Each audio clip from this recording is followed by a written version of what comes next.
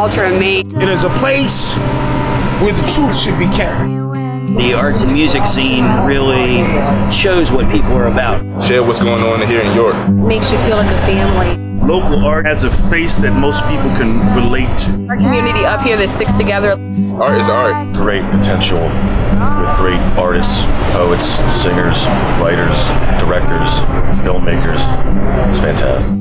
Everyone has a story to tell. That moment, you have to capture that moment and share it with the rest of the world. Showing something that maybe has not been seen before. Without art, what good is life? I am art. I've been art ever since I was born. It really adds a great deal to our community. We don't really need art to exist, but you need art to live. Culture in Maine is important, and I think playing out is important, and playing open mics and playing wherever you can play. It's all about us all checking in with each other.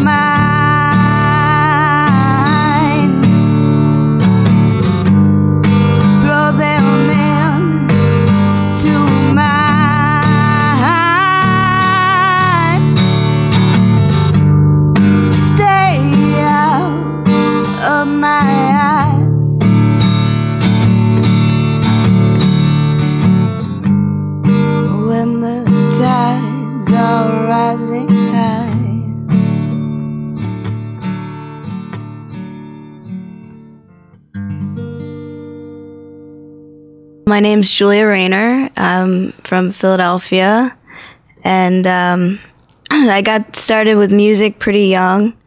My mom forced me to take piano, and then I found a cooler instrument, the guitar, and I got put into an after-school music program when I was 12 called the Paul Green School of Rock. So from that time, I got awesome experience playing on stage with lots of talented musicians, and learned how to be seasoned a little bit more on stage, which, sometimes that all falls away and you still get nervous. But for the most part, as a pretty shy kid, I think it's pretty amazing that I could stand in front of a lot of people. And I don't know, that's what I love about performing and about music. It's just so entrancing, and you kind of I don't really ever see the audience or see anything, I think it's the one place where I'm just entirely comfortable in my own skin and speaking to people from the heart.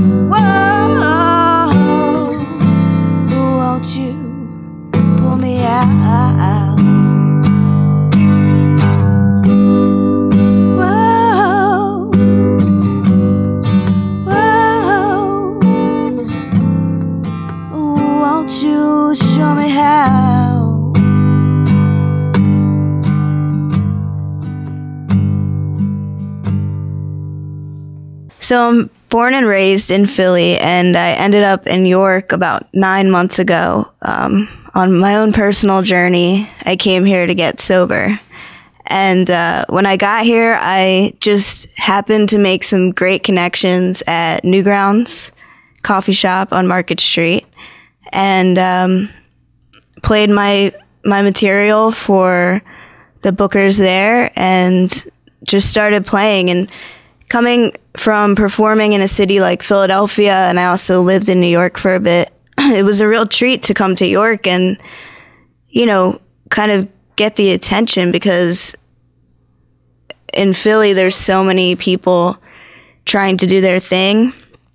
And I'm guilty of this too. You kind of get jaded and you just assume that people aren't going to be as talented as they often are. So it was really cool to come to York, and it has more of a small town feel to me as somebody from a bigger city.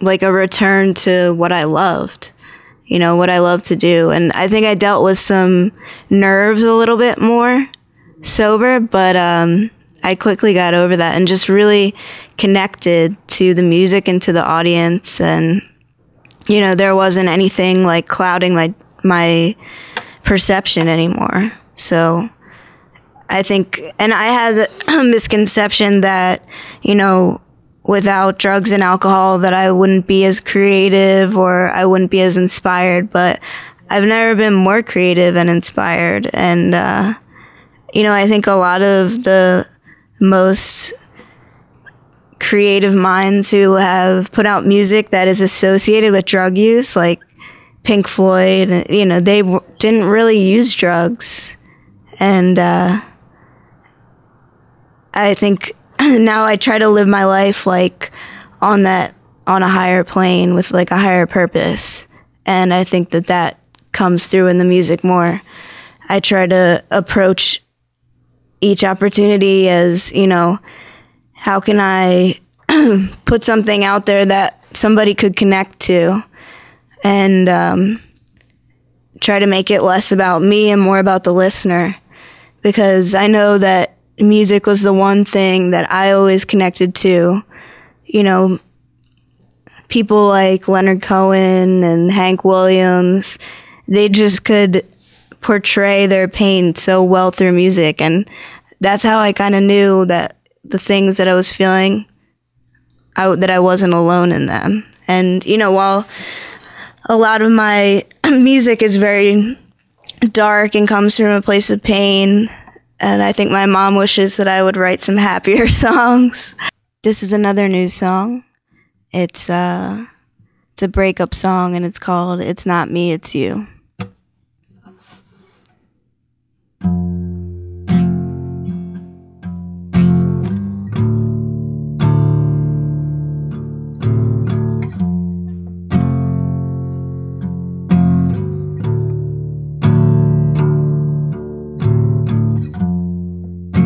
I think it's raining all the time.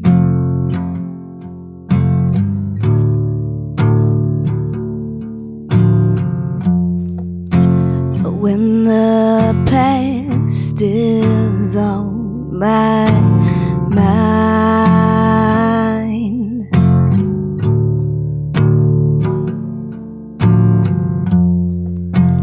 darkness falls into my life.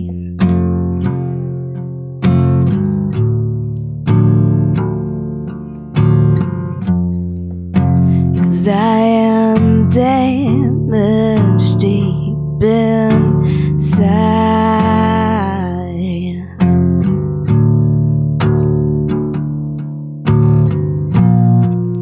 But that's not how it's meant to be.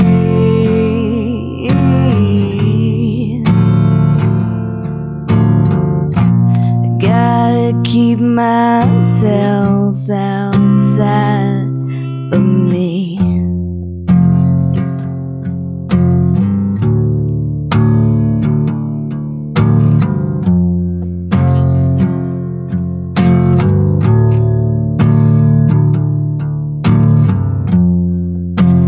Things I wasted all for you.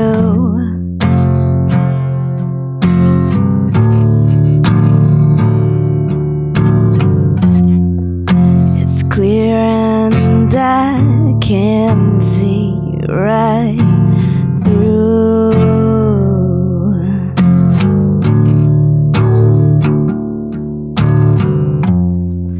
You were the only thing I knew.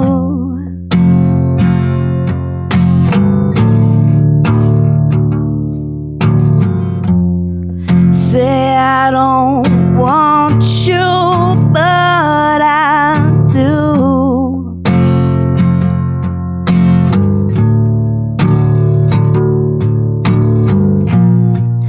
Cause it's not hard to get to me.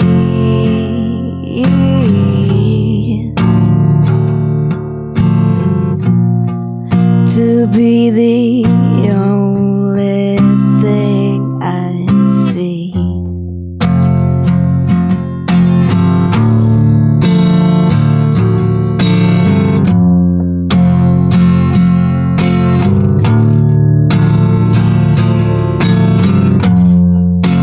Yesterday I was your slave.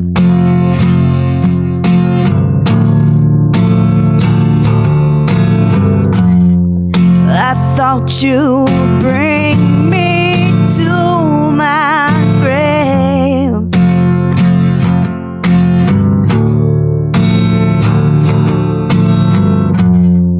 But now I think I'm here to stay.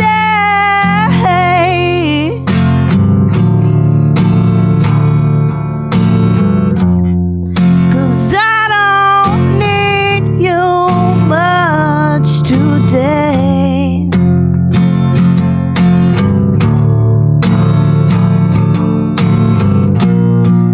No, I can't touch you once again. You're just an enemy, my friend, and you are killing me, my love.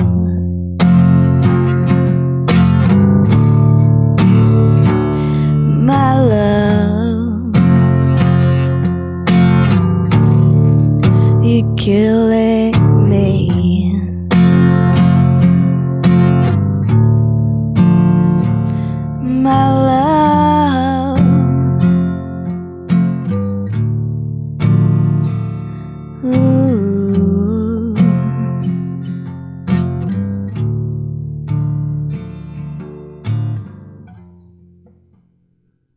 This poem is called Stoning the Magdalene.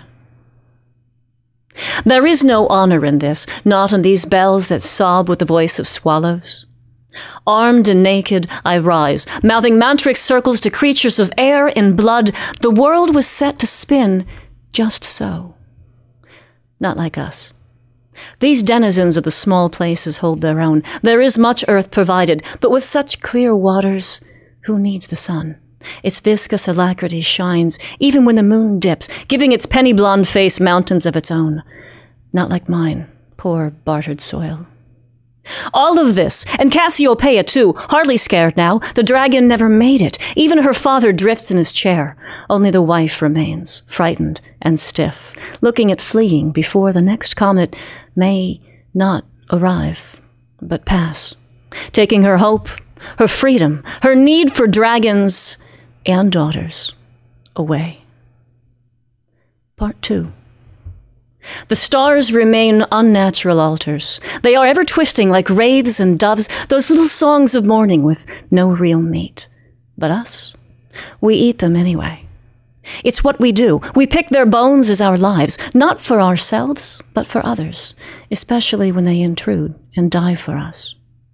What is one cross versus another but blame laid decisively low and lacking direction? This is the pattern we see when we cast our stones at each other. Not shadows, ellipses, or sly creatures, simply a truth that cannot be riddled away.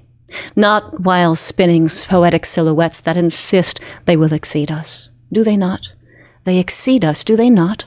They exceed us like the ocean's wide brim that eats sailors and ships. Even the sky, I'm told, sometimes folds itself like a fan into gently flooded hills where the dolphins, yes, the dolphins. It would have to be the dolphins, since the merfolk are all gone now, leaving just you and me, because the merfolk are all gone now. It must be just you and me, because the merfolk are nothing, if not dead. Which is okay, you know. There is no better place than one that cradles you fondly to and fro, so you know that they're being loved so soundly that the gulls must shout them awake. The sea eats its folk. The fish are like candy. Caramel goblins and eels breed in places we've only spoken of.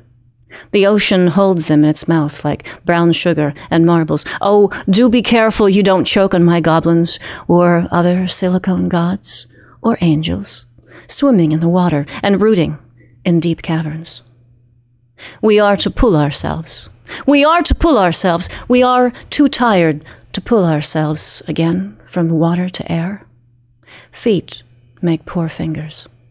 We need them to run and to swim. We run. From ourselves, we run. It's only at a distance I see you, bluely and unpresent.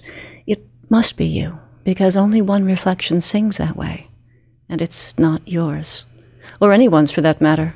And it does matter, does it not, lying about in the great absurdity of it all? I've never believed in angels. Or quarrels, for that. They're too frail. Wound in threads nothing I know of spins. Spinning is an art. Ask any scorpion, and we'll deny our tapestries to the uninitiated and the uninvited. Even as we are weavers, sometimes we are caught. And that is where I am. Not, but on your shore, straining to feel Calypso's pure note as she pours it through the wind and the water and into the bones of the sea. This poem is called This Strange Alchemy. Left and right, strange and charm. It's an alchemy that breeds angels and appetites alike. I lie here in the night, contemplating particles, their forces and fractals, widows' peaks and wives' tales, bride burning and fool's gold. Some say that matter begins with strings. Like us, we started with strings. We led each other along foolish edges, treading pages raveled and unrolled. It's time to make the sky shift. From music to truth. From sense to nonsense, and then back again. You see, there are 4 integral forces in the universe. Einstein became intimate with the suffocating force of constant motion. From there, he spun dreams, myths of long lives and frozen children. Gravity curving like a woman's back, and light, constant, loyal, unchanging. We search for God in small corners, in darkness, algorithmic variables and smoky bars. But have we checked the light? It is scriptural, practical, possessing all forms, both the wave and the ball, and ultimately a string. God is light, and Einstein is its prophet. There is no God but light, and Einstein is its prophet. There is no God but light, and Einstein is the prophet. God is light, and we are all its children, blinded and stunned, stumbling for the darkness we strive. Even as the moon waits, we strive for perfect darkness. Well, you got to hear the amazing voice, but now you get to know the amazing woman. Thank you for joining me with Christine O'Leary-Rocky, who has also come down all the way from Harrisburg to see us. Thank you for having me. But who performs wherever the stage opens up to allow and receive her. Wherever needed. Wherever needed. Wherever invited, I should say.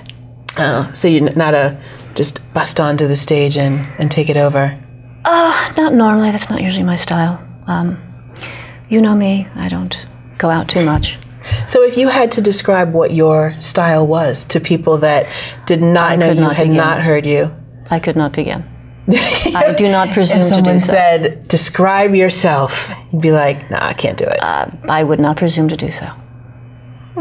So where would you say for your work, which is quite distinctive, you would not necessarily presume to describe yourself, but you are absolutely, when people talk about a dynamic performer or a performer who has just a very, very distinctive style, I always hear your name come up in the whole South Central Pennsylvania poetry community. So for you, where do you pull your references from? Where do you pull your inspiration from? What are the things that make you feel the need to pick up the pen and write? Oh, that is such a complicated question. You know better than that. I never start easy. I never start easy. You know better than that. My goodness. What, you could answer something easy, like what are your politics? I write because, like so many writers, it is simply what we do. It's like saying, well, why do you breathe? Well, because not breathing sucks. Quite honestly, I've been writing since I can remember. I'm just one of those people that has that overwhelming, almost blinding desire to create things, on the one hand. On the other hand, writing is so much cheaper than therapy. And I would say so much better as well. You can, I am, and people laugh at this when I say this, but you might remember this, I'm rather shy by nature. I am not one to, I would much prefer to write out my thoughts and feelings for a number of reasons. One of which, human beings, I mean, we all, when we're communicating with each other, we're so busy watching each other's faces and reactions, and you're so busy monitoring, and how do you do, and what do you do, and is this okay? And communication oftentimes takes place in such a public forum that for those of us, or perhaps just me, you squirrel off into your journal or into a book, and you really don't care what somebody else thinks. You can let it out. Also, you can, I mean, how many of us sit there and have conversations with ourselves? You know? Oh, yeah, absolutely. I keep telling my husband, stop listening to me when I talk to myself. You know, it's a constant thing. But it's a combination of, and also, I do a lot of my work. You know, I would say I'm a philosopher before I'm a poet.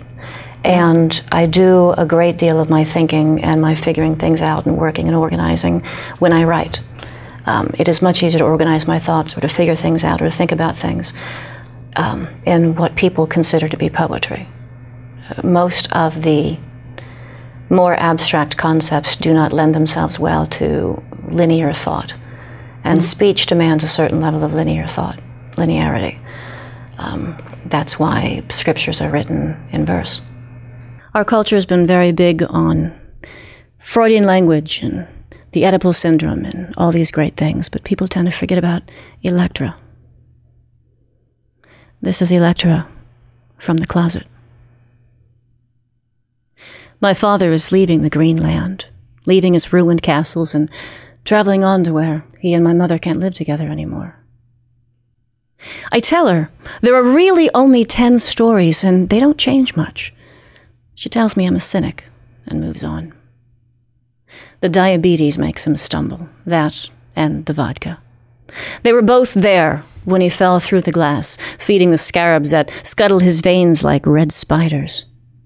When I was a child, he told me once that scarabs were sacred. I think that's why he fights so hard to keep them. We both fear madness. It's that vehicle his father drove through 200 miles of Virginia highway looking for himself. And so the old stumble away to seek their memories, their visions cutting from the herd like wolves. The Inuits let themselves freeze. It is kinder than how we rot from the toes or the lungs out. Every culture has its stories, and I have mine. Some are about drinking, others suicide, but really they are the same story. The same woman is born again and again and again. She always comes from the water, but not all of us can swim. Some are too heavy, others are cold. We move lemming-like across the cliff. Geology only matters on the way down. It's what we forget until we too fall off the stone face and into the story of what was. Our fathers birth us a second time, usually by sword. Agamemnon, Red Riding Hood. See, both men set her free. This is the same story, the same woman. The endings never really change. We only pretend to live together.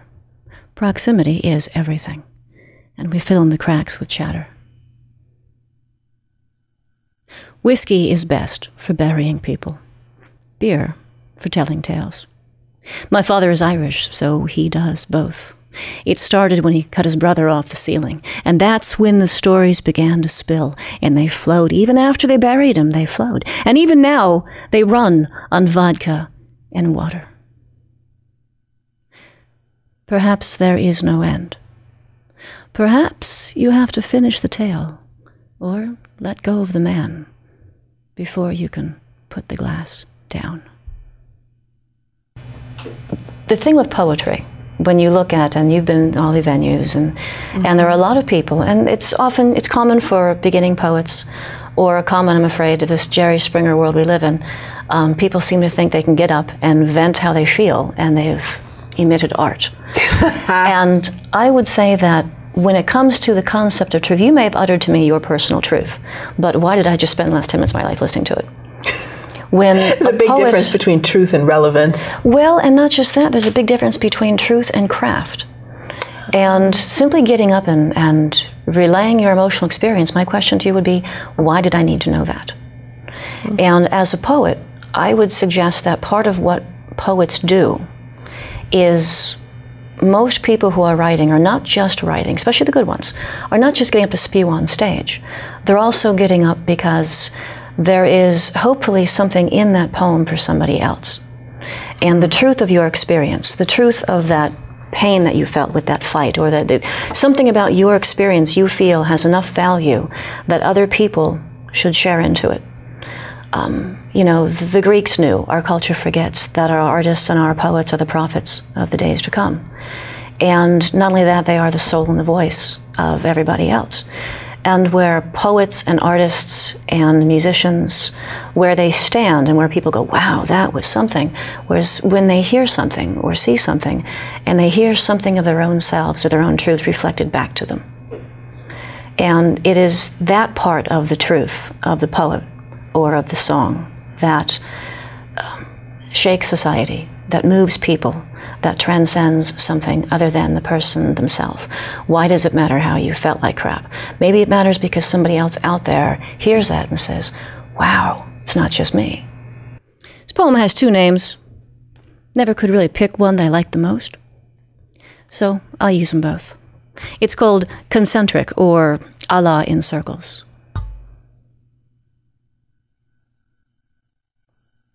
If God is an algorithm, as you swore one night between us, then heaven must surely exist 2 steps from here, beginning broken and chaotic, its equations curling as snowflakes and stairwells do. And I wonder if all algorithms are truly caloric, color being purely a myopic thing, unspokenly linked to those places in the black of your eyes. Perceptually in transit, we are not capable of true motion. Heraclitus said the river always changes. So we sat beside it and watched until no serpent's back broke the stillness of its flow to challenge this change, forcing sameness by presence that knows no static bounds. You see, if Heraclitus was indeed on target, that all motion is true motion and there is only motion, then that would explain God's inconsistency and his damned fickle behavior. We can go on. But if we don't, we are bound by this puzzle and its superstitious need to get beyond space and into the realm of sound and color. To end this mystery here, there is no more color. It's no more real than sound or love or metaphysics. And if a tree fell in the forest, nobody would give a damn. Not if they knew. Know they now? Thyself to wit, there are no revelations, not in sound or in color. No. If he speaks in numbers, in negatives and symbolic logic. Logarithms echo squawk in the night. His movement at 100 gyrations per second lulls our perfect senses into a sense of time. No time, timelessness. We mistake this movement for song. We perceive radiation only.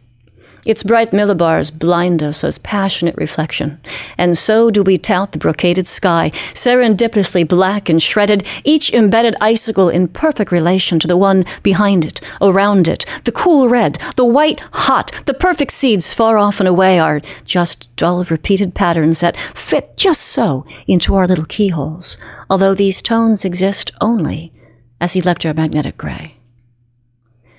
Sound and color. God help us, sound and color. To sense is to translate. Each tap a nudge to real numbers. We vastly calculate, we react and transcribe. God may be there, hidden within the physicist's dark matter, but truly, he left us pieces of his tools. We are linked, body to mind. We are one soul, we chemical dreamers, charming the snake of physicality. All writers, we all fictionalize our lives. Non-writers fictionalize their lives. The memory that you have of yourself 10 years ago is not the same memory of the event that happened. The meaning you cast on it, the way you view it, how you see yourself and understand it, that changes over time.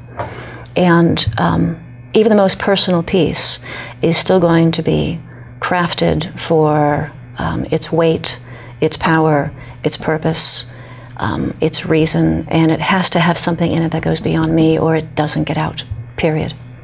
This poem is called The Conquering Aether. Flapping is not flying. In fact, it's movement not at all. We manufacture our direction and boast the days that we were tall. We beg the Father and then nail the ghost. Proclaim that death's a better host than vibrant life, what's now and near. A God of nothing. That's our fear. The gray decay of the mortal sway yields division to the sight, where the embers of our circumstance provide the only light. They say we passed this way before, and our footsteps fell like night on something wrought so terribly, we were bound to think it right. I'd swear a great bull brought me here and threw me on a pall, and then it turned, and it walked away. And it knew me not at all. And now, seeking home, I walk the shore to gather wood and ancient lore. I mumble days and situations, whisper ways and machinations of selected rhymes and incantations. I should have spoke them all. Time and happenstance, we give tribute to the ground. We fight and scrape for consequence, startling at sounds that lack their own direction, as if the future's anywhere. It gives us no protection. It leaves us with nowhere to build our homes, to carve our walls, to help us to conform. We're rootless words and telegraph, with no geometric form. This is the lip of the world. 3 steps away from gone, jostling, pushing, each on all, and then clinging fast before we fall. Instead of gathering up these seasons to categorize just one man's fall, I run the beachheads, small and dry. I salt the stalks, the grass, the rye. I should have salted all. And now, I walk the trees and lanes of light, but just the corvid's bough. I cross my heart for loyalty, my mouth, my sex for royalty. I swore an oath of fealty, but my shadow talks somehow. It sings a song of who we were and what we do not say. Instead, we talk of maps and strings, admire jewels and gilded things. We speak of dreams like dying kings. We while our time away. You see, the ancients knew regret as the god of falling down. It was remorse that brought the priests and oracles, and guilt that built the town, where we perform the rites of loss and hide inside our homes, and cater to disciples who tend a pyre of bone. No priest, I move without direction. Deny the dead their mute connection. I admire them, their insurrection, but still pour salt upon the mound. And then comb old pages for faded words. Walk bridges broke, past stairways burned, the towers crushed, the lovers spurned. I pledge myself to the God of silence. It is all that I have learned. Once, I dug a deep location in which I built a hall, and filled with tales and consternations, alchemies and cancellations, battles, blood, and infiltrations, carved vellum, wood with old quotations, and then, inside this beloved crypt, I burnt the oldest manuscript. Who knows? Perhaps I'll burn them all.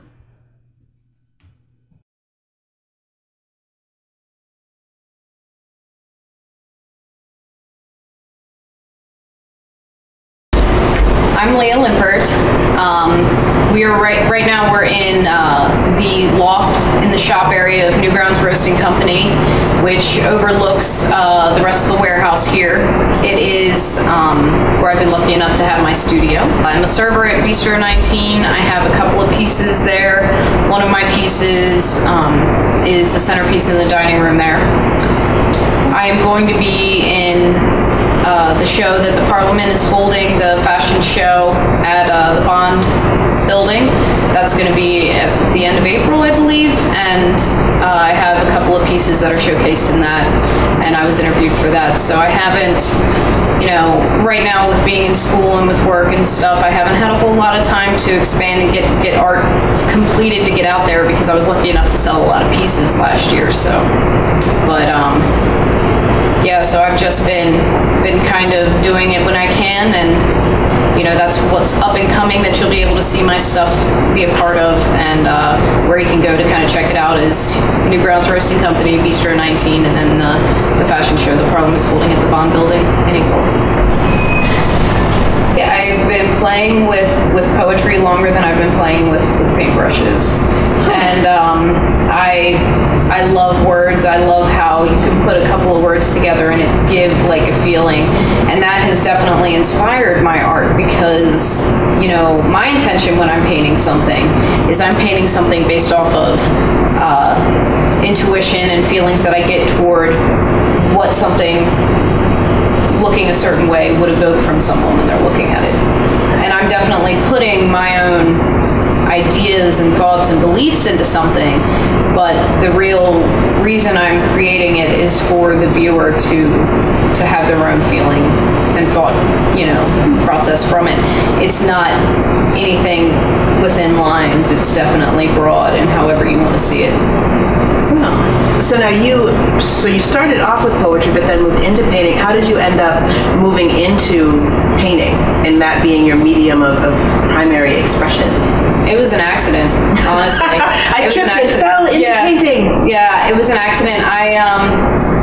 I guess I'd been riding horses for years and years, and I was doing that professionally, and I had a stallion and I had a mare, and I ended up selling them because of some issues that I was having, and I didn't have the money to continue, and I needed a way to invest my time because I was constantly doing that. And I realized, like, I started to draw and doodle here and there, and I was definitely writing a lot, but as I started to draw more, I realized how much it meant to me and how I wanted to always improve it. And I picked up a paintbrush and fell in love, and within maybe 2 years I was a fine arts major at University of Delaware, and took an oil painting class and fell in love with oil. I love how you can manipulate oil, and it's got just such a depth to it that I could never get from acrylic. But it's definitely for different paintings. You have your oil paintings where you want it to have that depth and that body and that robustness, and then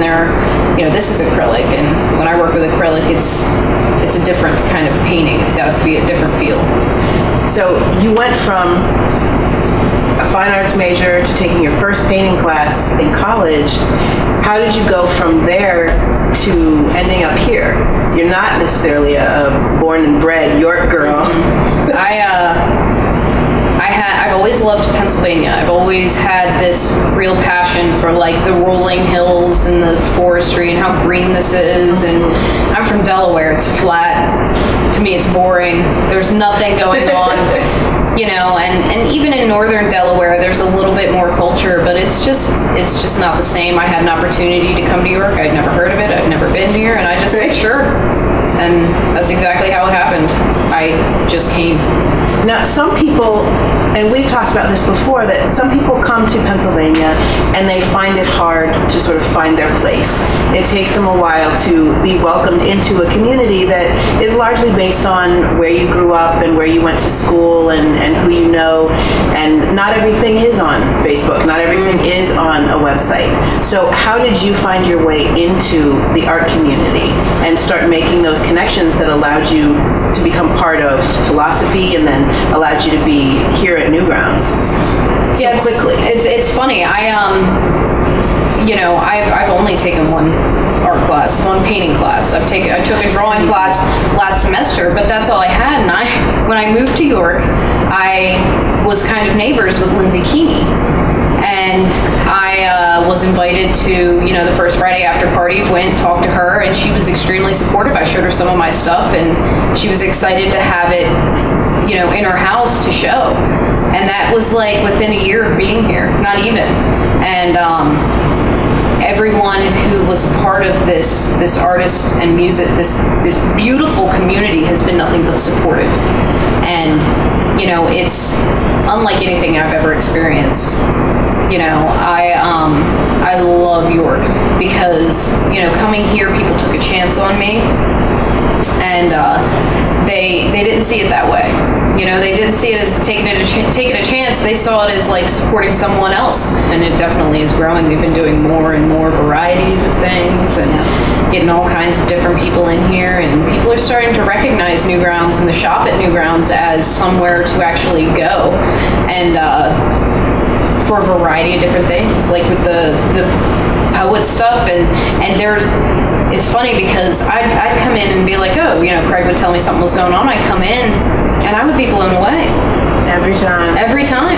And it's insane that it still gets to me a little. It's like there's such great talent here, and it's a shame that more people don't show up. And I'm sure that eventually people will catch on, and it'll become more and more because there's more than just like the bar scene here, which people tend to get a little caught up in. But if you go on the outskirts, like what's going on King Street, what's going on here, there are a lot of places to go and a lot of things to see that you will never find in a bar. Sort of dreamscape. Yeah, this is one that I'm working on right now. It is, it's definitely to evoke a bit of a feeling, and it's got,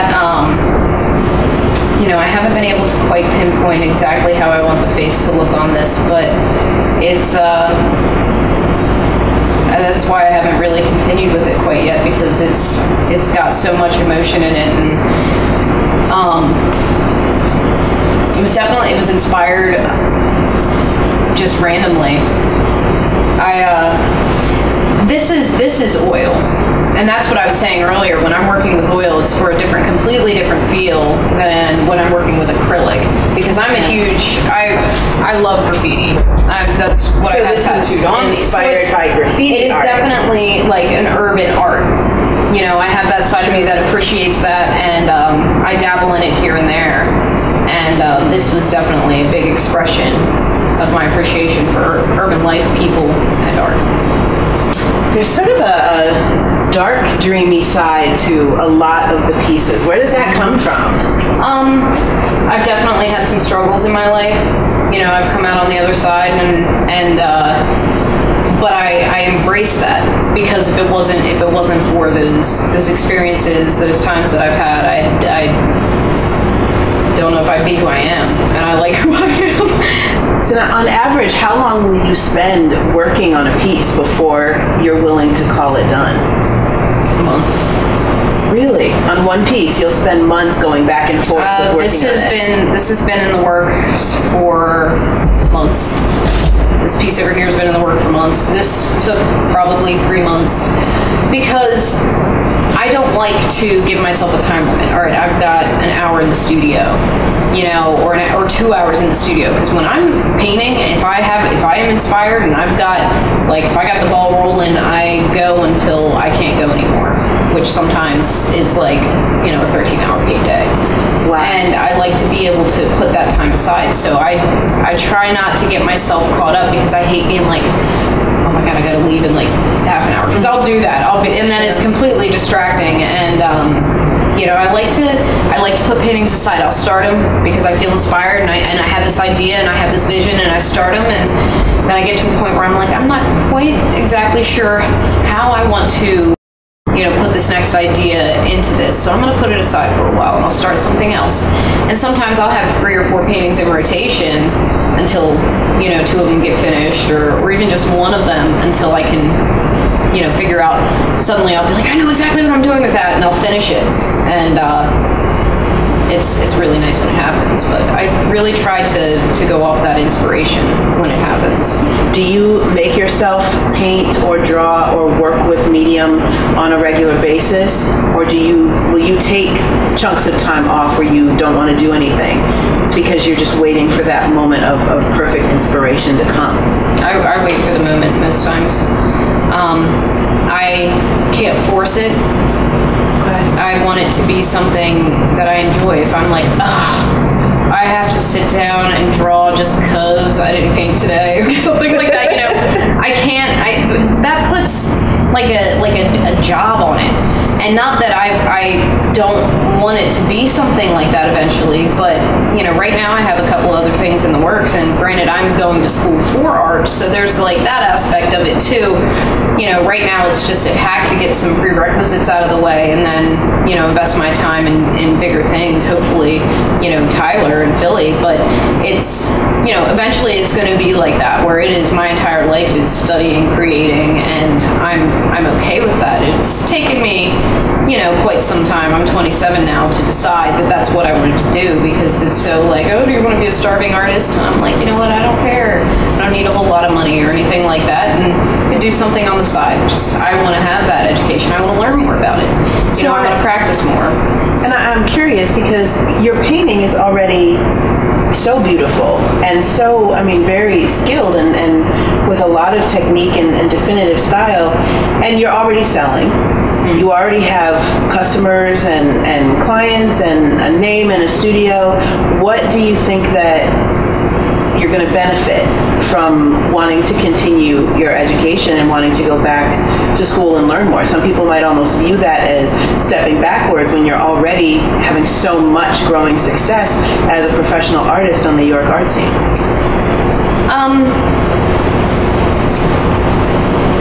It's more of something, you know, I understand my style, and I understand how I want certain things to look, but I want to kind of refine it. There are certain, you know, I'm not very good at like drawing people. I'm not good at people.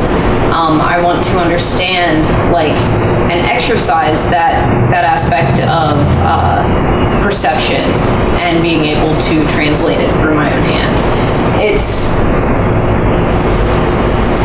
it's more of like, if I can learn more about art in general, I can incorporate more into and be able to speak more languages so that I can cover more ground. And, you know, I've put it to the side and I've thought about it and been like, I don't know if it's a great idea. But ultimately, after like meditating on it for a while, it was like, I can't keep saying no to this idea that keeps coming up. And I'm not exactly sure why it keeps coming up. You know, I feel compelled to do it. I'm just going to do it because it's obviously something that my soul wants, kind of a thing. You know, to anyone who has a passion to just try it, just do it. And to not be ashamed or afraid to show it or to share it, because it's important, you know, for other people to hear and experience what it is that you've got, and it's important for you to be able to share and experience also what they have. And that's what makes, you know, York so great, is it's the community here, and that's what makes it a community: the sharing, the support, the love, the passion. And you know, there's no one should be afraid to try something they're interested in, or to, you know, express themselves in an artistic way. Maybe they'll be like, they'll create that new way, that new art, you know? Anything goes with art. Thank you for joining us once again on the corner of Culture in Maine. We're so glad you joined us, and we want to hear from you. So find us on Facebook, Culture in Maine. Make sure to click like.